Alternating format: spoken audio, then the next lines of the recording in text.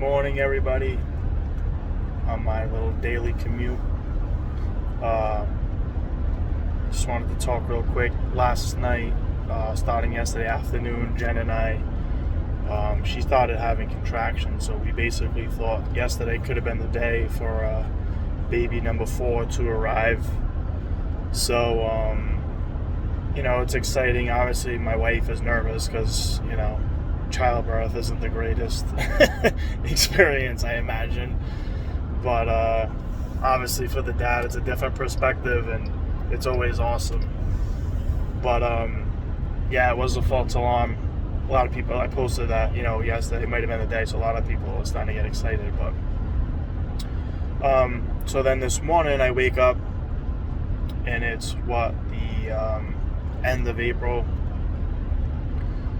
about a month into springtime, a few weeks, and it's like my favorite time of the year. So I wake up this morning, I go outside, the sun's coming up, and I see, I hear, the first thing I hear, even when I was still in bed, was the birds chirping. I just love that sound. It's like such a calming sound for me.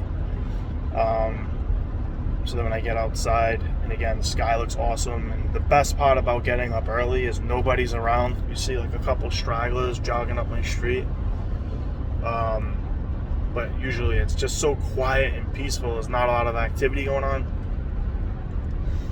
And, it just looks like it's going to be a decent day today, whatever. A little cloudier now, but all I could think about was just how thankful I am and how happy I am. Can't even believe I'm having a 4th kid, which is just amazing. 3 we have are just so awesome. And I'm having another little girl, which is just like, my daughter Wynn is just such an angel. So to think we have another one, it's just, couldn't ask for anything more. And I say that all the time. I tell everybody, obviously I tell Jen every day, best thing ever happened to me in my life was meeting Jen. And I always tell her, basically, she gave me all the happiness in the world. I was always like a happy guy, happy, having fun. Just finished a book, Happiness is a Serious Problem, something like that, by, can't remember the title. I didn't like it. I only rated it 3 stars. By Prager. It was written, I think, maybe 20 years ago or something.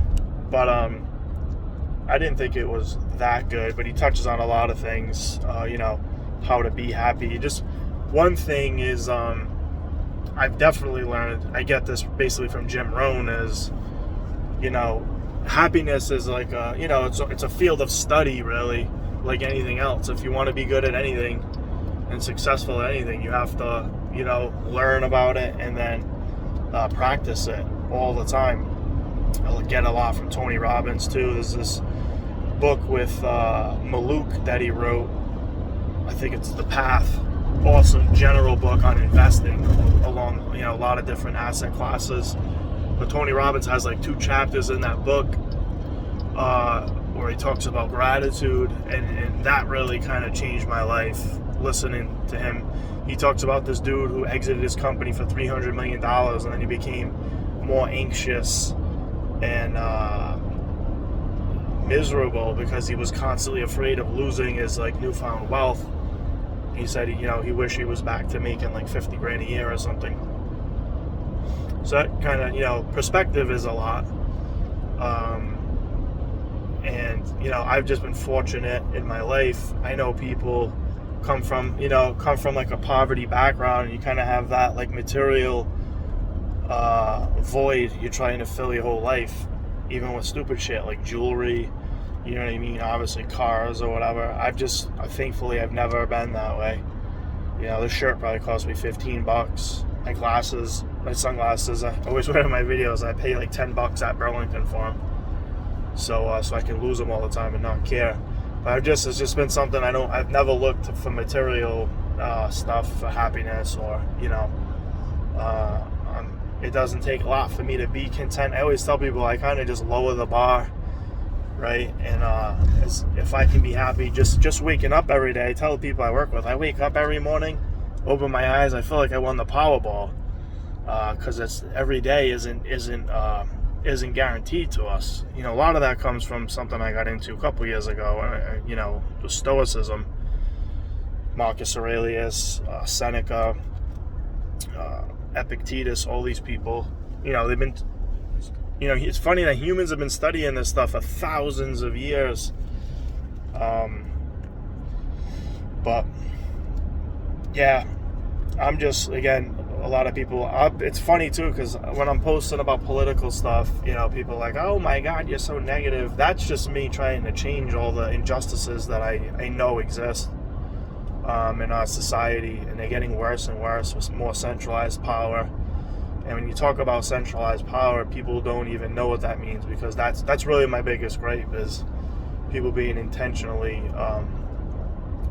undereducated in certain areas and whatnot. But again, I want to trail off into political rant, but just the point that people will hear me criticize a lot of things in society, and why are you so negative? I'm actually like super positive, super happy all the time.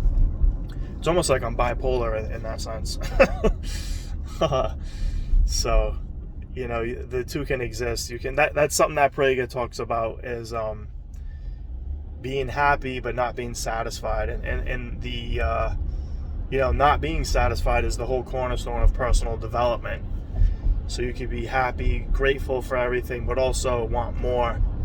And, you know, whatever that could mean for you. I want to help more people, obviously secure my family, but I want to bring other people around to kind of how I see things.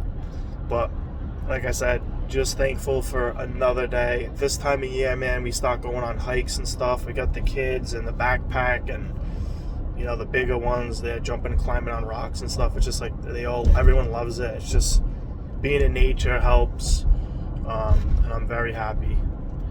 And hopefully, you know, all you guys are out there and working on your happiness, and it's really a mindset. So I'm going to leave you with this little clip from Sadhguru this morning. I love this guy. But there are people who have, you know, great circumstances objectively, and they're miserable because happiness, misery is all an internal thing. And it's perspective and how you see your own circumstances. So if everybody realized that and just, you know, focus on, you know, it can always be worse, and lowering your standard to being happy too, I'm telling you, it'll help. That's what's helped for me anyway.